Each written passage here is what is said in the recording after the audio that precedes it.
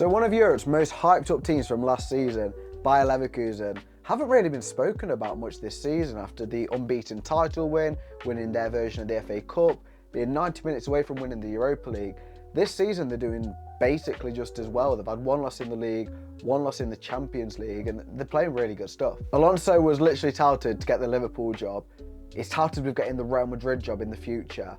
But people are not giving Leverkusen the attention that they are deserving this season. I want to tell you why. So a bit of context on last season, just in case you didn't know. They won the title unbeaten, and before this, Leverkusen's fan base felt like we were never going to quite get to the end, never going to quite win the league, never going to quite get success. But they managed it because Alonso came in and instilled a winning mentality that he found out along his career at Liverpool and at Real Madrid, and everything's different for them now. This weekend they got a 3-2 win against Nuri Sahin's Dortmund. They looked quite convincing with only 30% possession. They switched their formation to a 4-4-2 to be a bit more defensive, and it worked. They dominated the game without the ball, and it was a very convincing win. They're currently beaten in their last 10 in all competitions, and for the most part they're still playing the 3-4-3 that brought them a lot of success last season, but Alonso has shown some tactical versatility. In their 2-1 win against Inter in the Champions League, they played a 4-2-3-1, where they pushed on Grimaldo and Frimpong to right wing and played two more conservative fullbacks. And against Dortmund, they played a 4-4-2, where Vers wasn't even starting. And it feels like Alonso has turned so many players in this Leverkusen squad to almost world-class operators. Florian Vers is a player who I'm going to talk about later in the video, but he is amazing, on to being potentially one of the best players in the world if he's not already. Grimaldo and Frimpong at right wing back and left wing back have been unbelievable. Jonathan Tah, he revived sort of Granit Xhaka's career and made him potentially the best midfielder in the Bundesliga. But no matter the personnel, no matter the formation that they play, the core tactical principles remain the same. One of the key ones is that they want to overload where the ball is. They want to be pressing the player on the ball, and they also want to be blocking the passing lanes, meaning that the player is basically stuck in position and has to play a risky pass or a long ball and lose possession. This is how they were set up after 19 seconds in the Dortmund match. It's 5 players all around the ball, either blocking passing lanes, getting to Couto, and in the end he loses the ball. 4 seconds later, Nathan Teller gets the ball on the half volley and blasts it into the net. 23 seconds, it's 1-0 to Leverkusen. This just demonstrates how in the first phase of their press, they want to be high, they want to be as close to the player on the ball, and they want to be blocking as many passing lanes as they can. And in build-up, they want to do the exact same. As you can see, Tapsoba is on the ball at left centre-back, and he's got 5 players to choose from in the left central zone of the pitch.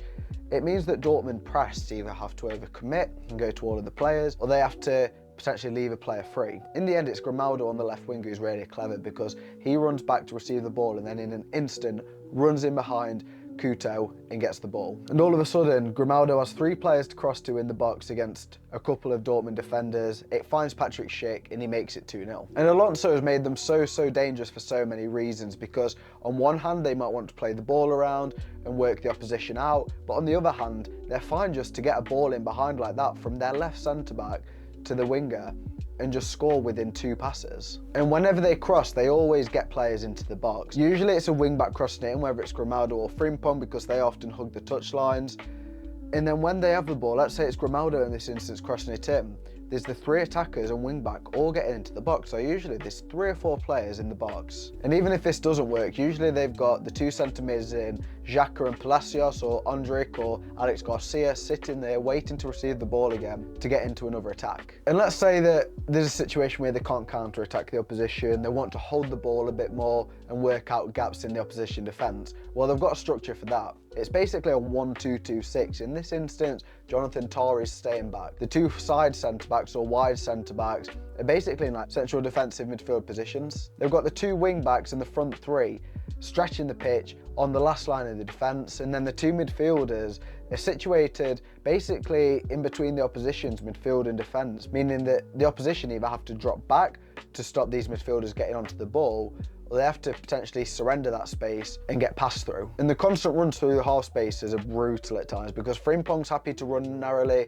Grimaldo often hugs the touchline, but he's happy to come inside. then when you've got Vers and the other attacking midfielder, whether it's Hoffman or Teller, getting in behind or, you know, picking up pockets of space, it can be really, really difficult for opposition to defend it. Now, Florian Vers is a player that I mentioned earlier, and I want to come back to him because he's potentially the key cog in this Bayer Leverkusen side. He's an attacking midfielder who drifts from right to left, usually deployed on the left, but he'll drift a lot. And they're a way better side when he plays. He's in the top percentile for possession winning final third in the Bundesliga, so he presses accurately and with intent. He dominates passing stats for the division.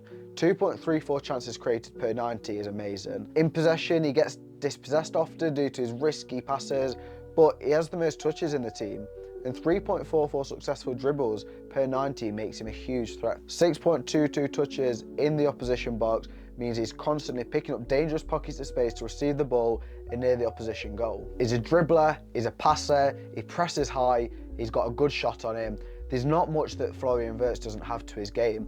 I remember when Leverkusen lost Kai Havertz when he first joined Chelsea. He was basically like their best player, and all of a sudden Florian Vers has come out of nowhere. He's got the limelight now. They forgot about Havertz. They didn't bother about speaking about him because Florian Vers is their main man. At the moment, Leverkusen are currently 4 points behind Vincent Kompany's Bayern, and it's a difficult one, isn't it? Because Bayern should be winning the league every season with the investment into the squad, the quality of players that they've got, the dominance in Germany. Leverkusen shouldn't be standing a chance, but 4 points behind them. I feel like there's certain factors this season which mean that Leverkusen are in a better situation. In the summer, they signed the likes of Alex Garcia to provide cover at centre mid, Mukiele, who can play centre back, right wing back, and they also signed Terrier, who is coming into his own, is okay. I feel like the second half of the season he could really push on, especially when he's being played in Europe as well. Xabi Alonso has also shown some tactical versatility, playing a 4-2-3-1 against Inter in the win in the Champions League, and a 4-4-2 against Dortmund. It's not always the 3-4-3 that he plays, so it leaves the opposition guessing when they're doing the pre-match analysis. So I really want you to watch this space with Leverkusen because they've sort of crept up out of nowhere for me as well, because I thought they'd tail off a bit this season. Europa League is a lot easier than the Champions League, and having the Champions League as well with this new Swiss structure means that they've got a lot more game time. But Xabi Alonso started doing really, really well. They're using rotation, they're using tactical versatility really well. In the second half of the season, they could spring on and potentially win the league. Now, before I end the video, I'm just going to ask, can you please subscribe to the channel? It's a very competitive field at the moment. I noticed one creator the other day has posted 2 videos and already paying for ads on YouTube. So I'm trying to do it organically. I don't have the money just to go and spunk it all on ads. So please, if you took anything from this video, subscribe to the channel. I recently posted a video on why Ipswich may not be a Premier League club for much longer. Find out why in that. But until next time, thank you very much for watching, and I'll catch you in the next one.